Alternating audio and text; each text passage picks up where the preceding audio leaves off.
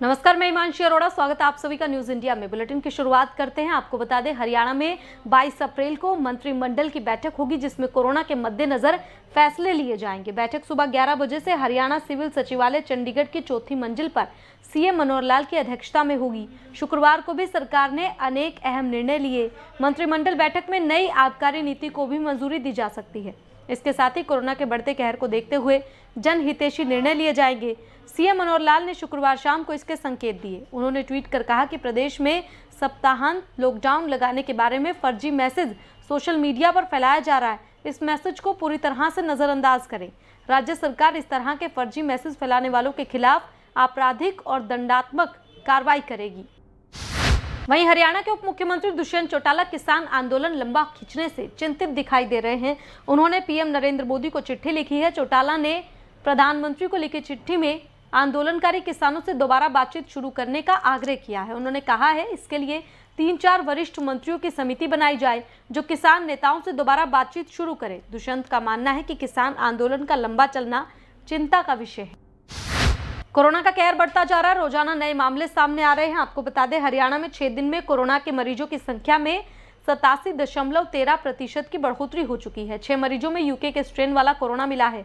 हरियाणा व्यापार मंडल के चेयरमैन रोशन लाल गुप्ता समेत 23 मरीजों की मौत हो चुकी है। सक्रिय मरीज बढ़कर 34,837 हो गए हैं। पहली बार गंभीर मरीजों की संख्या 503 हो गई है। इनमें 88 मरीज वेंटिलेटर पर हैं।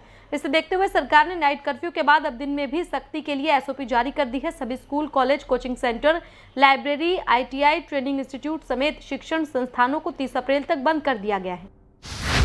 एक और अनाज मंडियों में फसलों की खरीद जारी है। वहीं दूसरी ओर मौसम विभाग की ओर से 18 अप्रैल तक तूफान और हल्की बारिश की संभावना जताई गई है। इसी को लेकर शुक्रवार को हरियाणा में कई जगह तेज तूफान और हल्की बूंदाबांदी हुई और आज सुबह भी हल्की बूंदाबांदी दिखाई दी। रोहतक में भी ऐसा ही मौसम रहा।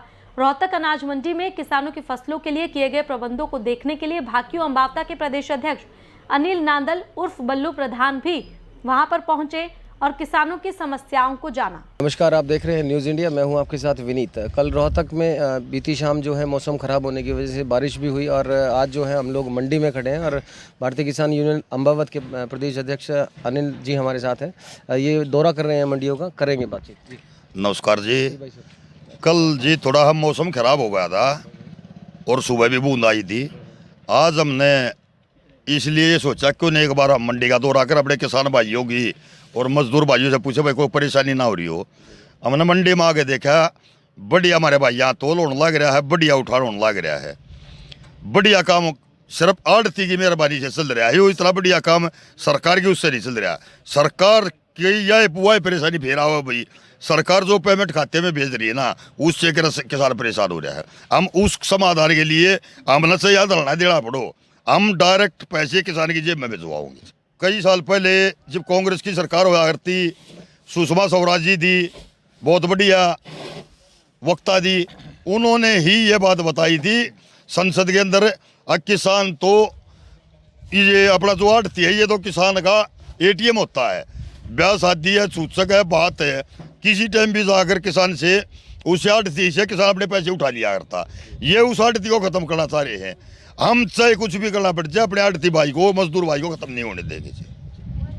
तो ये थे हमारे साथ प्रदेश अध्यक्ष अम्बावत अनिल नांदल जी। इन्होंने साफ तौर पर कहा है कि किसानों और आड़तियों का जो है 40 दामन का साथ है, इनको खत्म नहीं करने दिया जाए।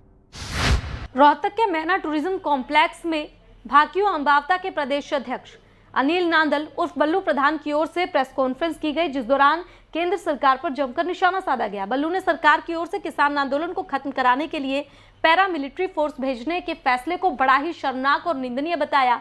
अनिल नांदल ने साफ तौर पर सरकार को चेतावनी दी कि अगर सरकार की ओर से इस तरीके का कोई भी कदम किसानों के खिलाफ उठाया जाता है तो किसान हरगिज चुप नहीं बैठेंगे। किसान और सभी संगठनों की तरफ से सरकार के इस फैसले का मुंहतोड़ जवाब दिया जाएगा। देखो जी, हमारे सभी संगठन मिलकर, खाली एक अम्बावता संगठन नहीं जी, अगर सरकार कोई अर्धसैनिक बल का प्रयोग किसान के ऊपर करती है तो इसका खामियाजा सरकार को भुगतना पड़ेगा। जैसा सरकार हमारे साथ व्यवहार करेगी वैसा ही सरकार को नतीजा मिलेगा। किसान वापस नहीं हटेगा जी। हम शांतिप्रिय तरीके बैठे अपना आंदोलन चला रहे हैं। सरकार तीनों काले कानून वापस ले ले, एमएसपी की गारंटी दे दे, हम उठ कर अपने घर गिर जाएंगे। ऑपरेशन क्लीन को लेकर फैली अफवाहों के बीच किसान नेता गुरनाम सिंह चढ़ूनी ने बीजेपी को लेकर क्या कुछ कहा, देखिए। अगर वो ऑपरेशन क्लीन करते हैं, कह रहे हैं जबरदस्ती उठाएंगे, कोरोना आ गया बाय फोर्स उठाएंगे, मैं कहता हूं वो मार तो सकते हैं, गोलियां तो मार सकते हैं, लेकिन अगर वो ये कहे कि लोग उठ के घरों को चले जाएं तो भूल जाइए बीजेपी, अब आप षड्यंत्र रच रहे हो। किसानों ने कोरोना फैला दिया, किसान नहीं मानते, किसान कोरोना फैलाएंगे। हमें पता है आपके षड्यंत्रों का और दुनिया भी जानती है। कोई कोरोना वरोना नहीं है, बीजेपी का दलाल हो गया कोरोना। पूरा देश दिल्ली की तरफ कूच कर देना, रात को कार्रवाई होती है रात को चल देना, दिन में कार्रवाई हो दिन में चल देना, सारे काम छोड़ के आ जाना। साथियों, ये आंदोलन हम जीत के जाएंगे, हर कीमत में जीत के जाएंगे। और चैलेंज है बीजेपी को, जो अत्याचार करना चाहती है वो कर ले, लेकिन आंदोलन नहीं हिलेगा अपनी जगह से। रोहतक शहर को पॉल्यूशन फ्री और हरा भरा बनाने के लिए न्यूज इंडिया के संवाददाता विनीत गर्ग ने मेयर मनमोहन गोयल से खास बातचीत की, देखिए। नमस्कार, आप देख रहे हैं न्यूज़ इंडिया, मैं हूं आपके साथ विनीत। आज हम आपको दिखा रहे हैं कि रोहतक शहर के नगर निगम में एक पहल की है। अभी जो है रोहतक की सड़कों पर सीएनजी बसें जो हैं वो आपको दिखाई देंगी, जिसमें मात्र 10 रुपये के एसी बस के अंदर लोग सफ़र कर पाएंगे। हमारे साथ इस मामले पर मनमोहन गोयल जी हैं, मेयर साहब हमारे, इनसे बात करेंगे। हमारा एक ही सपना है कि रोहतक को हरा भरा करें, रोहतक को पोल्यूशन फ्री करें, और उस माध्यम में सीएनजी की बसें चलाना एक ऐसा उपयोगी साधन साबित होगा कि जिसका रोहतक शहर के हर आदमी को उसके स्वास्थ्य पर अच्छा प्रभाव पड़ेगा। और इसीलिए हमने संघर्ष कर काफ़ी बार टेंडर लगाए और फिर हमें सफलता प्राप्त हुई। और अभी पहले फेज़ में 5 बसें वो चलाएंगे और वो सीएनजी की बसें होंगी। उम्मीद यही है कि 1 मई से वो चालू हो जाएंगी, ताकि हर आदमी को उसकी राहत मिले और शहर में कोई भी पोल्यूशन जो है ना फैले। 2.25 लाख पौधे हमने शहर में लगवाए और अब की बार फिर आप सबके सहयोग से जून के महीने में 1 लाख का टारगेट फिर शुरू करेंगे। जैसे कि अगर मान लीजिए बसें जो अब ये स्टार्ट होगी, आपने बताया जैसे कि 1 मई से स्टार्ट होंगी, तो इस बीच में जो ऑटो जो चल रहे हैं शहर के अंदर, कम से कम 20-30 हज़ार के आसपास ऑटो चलते हैं, गरीब परिवार के लोग, वो भी, तो उनकी रोजी रोटी जो है वो भी देखिए, एक बात समझिए, शहर इतना बड़ा है, लोगों की ये थोड़ी है कि भाई इन बसों से काम होगा। हमें तो यही है कि उनके साथ साथ उनको भी यही मेरा निवेदन है कि आप जो है सीएनजी के, इलेक्ट्रिक के अपने 3 व्हीलर लेकर आएँ और काम करें। काम करने के लिए हमारी वो थोड़ी है, हम तो चाहते हैं, लेकिन शहर को पोल्यूशन से बचाने के लिए हमने एक साधन शुरू किया है। ये थे हमारे साथ मेयर मनमोहन जी गोयल, जिन्होंने साफ तौर पर रोहतक शहर को ग्रीन बनाने के लिए और एक खास मुहिम जो रोहतक को बिल्कुल साफ स्वच्छ जो है रोहतक हमारा दिखाई दे, लोगों से अनुरोध किया है कि जो ऑटो चालक हैं इन बसों चलने से वो भी प्रभावित ना हो। और ऑटो जो हैं सीएनजी वाले भी आ गए हैं और बैटरी वाले भी आ गए हैं, तो बैटरी वाले ऑटो और सीएनजी ऑटो का भी वो लोग प्रयोग करें। कोरोना के मामले लगातार बढ़ते जा रहे हैं, वहीं कोरोना से निपटने के लिए जगह जगह वैक्सीनेशन कैंप का आयोजन भी किया जा रहा है। इसी कड़ी में रोहतक में जन सेवा संस्थान और एमटीएफसी संस्था की ओर से निःशुल्क कोरोना टीकाकरण शिविर का आयोजन भिवानी रोड पर किया गया।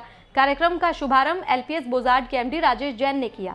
इस कैंप में सीएमओ अनिल बिरला भी पहुंचे। इस दौरान लोगों को कोविड नियमों का पालन करने के लिए कहा गया। आप देख रहे हो न्यूज़ इंडिया, मैं हूं आपके साथ विनीत गर्ग। रोहतक शहर में कुछ दिनों पहले बीपी जैन वोकेशन सेंटर में राजेश जैन जी ने एक शपथ दिलाई थी कि सभी सामाजिक संगठन जो हैं वो कम से कम 10 प्रोग्राम ऑर्गेनाइज करें, जहां की इस कोरोना बीमारी को जो है वो भगाया जा सके, अपना वैक्सीनेशन के कैंप्स लगाए जाए। आज इसी कड़ी में जो है हम लोग खड़े हैं वृद्धा आश्रम भिवानी रोड पर। हमारे साथ में जैन साहब, इनसे करेंगे बातचीत। जी सर। तो आज यहाँ जन सेवा संस्थान में स्वामी जी ने वैक्सीनेशन कैंप लगाया है, तो सबसे पहले तो उनको बहुत बहुत धन्यवाद कि उन्होंने कैंप लगाया। और जब तक अभी सभी सामाजिक संस्थाएं आगे नहीं आएंगी और कि हम जल्दी से जल्दी वैक्सीनेशन करवाएं, क्योंकि कोरोना जब ही जाएगा जब 70% पॉपुलेशन को वैक्सीनेशन हो जाएगा। और अभी कोरोना जिस स्वरूप में, जिस वेरिएंट में और जिस स्पाइक में आ रहा है, तो उसमें इवन यंग डेथ लोगों की होनी शुरू हो गई है। और आज ना एडमिनिस्ट्रेशन अपने आप से इसको संभाल सकता है, तो मिलके ये काम होगा जिसमें सब संस्थाओं को आगे आना पड़ेगा। आज जन सेवा संस्थान में महामंडलेश्वर परम आदरणीय डॉक्टर परमानंद जी ने ये कैंप का आयोजन किया, मैं इनका आभार प्रकट करता हूँ। और काफ़ी तादाद में लोग यहाँ भाग ले रहे हैं, सबका मैं धन्यवाद करता हूँ। और यही लोगों से अपील करता हूँ आपके माध्यम से कि इसको और गति दें, क्योंकि इसमें अगर आपने इसका उपयोग कर लिया है तो आप सेकंड डोज के लिए तैयारी करेंगे और उसके बाद ही आपको एंटीबॉडी बनेगा, और एंटीबॉडी बनने के बाद आप सेफ रहेंगे। देखो, आज जन सेवा संस्थान की तरफ से कोविड वैक्सीनेशन कैंप ऑर्गेनाइज किया गया। इसके लिए मैं स्वामी जी और श्री राजेश जैन जी का तहे दिल से मैं धन्यवाद करता हूं कि उन्होंने यहाँ पर एक कैंप ऑर्गेनाइज किया, जिसके अंदर हमारे जो 45 साल से ऊपर हैं उनको कोविड वैक्सीनेशन किया जाएगा। तो जैसे जैसे हम डेली अगर हम देखें तो हमारे कोरोना के जो इन्फेक्शन है वो ज़्यादा बढ़ रहा है। तो इसके लिए केवल एकमात्र ये है कि जितना हम वैक्सीनेशन कराएंगे तो लोगों से मैं अपील करता हूँ कि वो अपने वैक्सीनेशन के लिए आगे आएँ और अपना वैक्सीनेशन कराएं, ताकि हम इस महामारी को जड़ से ख़त्म कर सकें। जन सेवा संस्थान वृद्ध आश्रम के अंदर MTFC संस्था के साथ में मिल करके हमने यहाँ पर कैंप लगाया है वैक्सीनेशन का, और सुबह से ही लोग आ रहे हैं वैक्सीनेशन करवाने के लिए। अब कुछ अवेयरनेस लोगों के अंदर आई है, क्योंकि भय का वातावरण है चारों तरफ। और सबसे बड़ी ख़तरनाक बात यह है कि पिछली बार के मुकाबले में मैं समझता हूँ ये जो वेरिएंट है ये बहुत ज़्यादा नुकसानदायक है। इसलिए हम सबको केयर भी करनी चाहिए, मास्क लगाएं, डिस्टेंस मेंटेन करें और सैनिटाइज़र का प्रयोग करें। और इसके साथ साथ जो भी कोई अभी तो 45 से ऊपर वालों के लगा रहे हैं, और सभी को जो भी एलिजिबल है उनको लगवाना भी चाहिए। वहीं रोहतक की जनता कॉलोनी स्थित वैश्य व्यायामशाला गौशाला में भी निशुल्क कोविड टीकाकरण कैंप लगाया गया। श्री बालाजी युवा सेवा समिति और हम और आप सोशल वेलफेयर सोसाइटी की ओर से ये कैंप लगाया गया, जिसमें मुख्य अतिथि के तौर पर समाज सेवी नवीन जैन ने शिरकत की। इस मौके पर नवीन जैन ने लोगों से कोविड नियमों का पालन करने को कहा। मेरी सबसे ये रिक्वेस्ट है कि वो मास्क नाक से ऊपर लगा के रखें, हर समय सोशल डिस्टेंसिंग बनाए रखें। बचाव में ही बचाव है, इसमें कोताही ना बरतें, यही मेरी सबसे विनती है। और मैं ये बालाजी सेवा समिति से और हम और आप सोसाइटी से ये रिक्वेस्ट करूँगा कि ये जगह जगह पर समय समय पर ये कैंप का आयोजन करते रहें। जरूरतमंद व्यक्ति की सहायता करना ही सच्ची समाज सेवा है। इसी सोच के साथ प्रसिद्ध समाज सेवी राजेश जैन जरूरतमंदों की मदद करते हैं। इसी कड़ी में LPS बोजार्ड के MD राजेश जैन ने रोहतक के जन सेवा संस्थान के संस्थापक स्वामी परमानंद महाराज की तरफ से चल रहे जन सेवा संस्थान स्कूल की 2 बसें स्क्रैप हो जाने पर स्कूल को एक बस गिफ्ट दी, जिसका उद्घाटन समाजसेवी राजेश जैन ने किया। वहीं इस मौके पर स्वामी परमानंद जी महाराज ने राजेश जैन का दिल से हार्दिक धन्यवाद किया। उन्होंने बताया कि राजेश जैन हमेशा संस्थान को जब भी किसी चीज की जरूरत होती है तो हर संभव सहायता करते हैं। स्कूल की बस जो है 10 साल तक चला सकते हैं, डीजल की बस।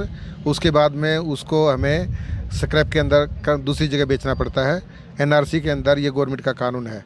इसी वजह से अब की बार हमारी 2 बसें स्क्रैप में हो गई थी, और एक बस पहले उसका उद्घाटन हुआ था, और दूसरे बस का उद्घाटन आज हमारे LPS बोसाड़ के MD श्री राजेश जैन जी, जो कि बहुत बड़े समाज सेवी हैं और सभी प्रकार की सेवाओं के अंदर इनका सहयोग रहता है। इन्होंने यहाँ पर 75 बच्चे भी अडॉप्ट किए हुए हैं और स्कूल के अंदर इनका सदा सहयोग रहता है। आज हमारे मध्य श्री डॉक्टर अनिल बिड़ला जी, CMO सिविल सर्जन, ये भी आए हुए हैं। तो स्वामी जी को फिर से बहुत बहुत शुभकामनाएं कि भाई निरंतर स्कूल में, बल्कि अब इनका स्कूल ये बहुत अच्छा चल रहा है। लोगों की अब सिफारिश आती है कि भाई यहाँ एडमिशन हमारा करवा दो, और स्वामी जी काफ़ी सख्त रहते हैं कि भाई एडमिशन जो है तो उससे थोड़े तो और अच्छा काम कर रहे हैं और निरंतर जो है।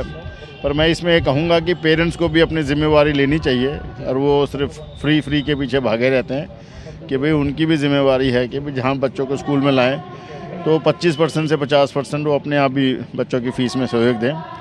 और स्वामी जी को फिर से बहुत बहुत शुभकामनाएं कि वो इतना अच्छा अपना बच्चों का स्कूल चला। गरीबी के कारण पंजाब में एक पूरा परिवार खत्म हो गया है। जगरांव के गांव सोडीवाल निवासी एक युवती ने पहले अपने कोमा में पड़े भाई और मां को खाने में जहर दिया, उसके बाद उसी जहरीले खाने को खुद खाकर आत्महत्या कर ली। मां और भाई की हत्या करने वाली बेटी ने शनिवार सुबह जगरांव के एक निजी अस्पताल में दम तोड़ दिया। इस घटना के बाद पूरे गांव में शोक की लहर है। थाना सिंधवा वेट पुलिस ने धारा 174 के तहत कार्रवाई कर शव को पोस्टमार्टम के लिए भेज दिया है और मामले की जांच शुरू कर दी है। फिलहाल इस बुलेटिन में इतना ही, लेकिन बाकी की तमाम खबरों के लिए आप देखते रहे न्यूज़ इंडिया। नमस्कार।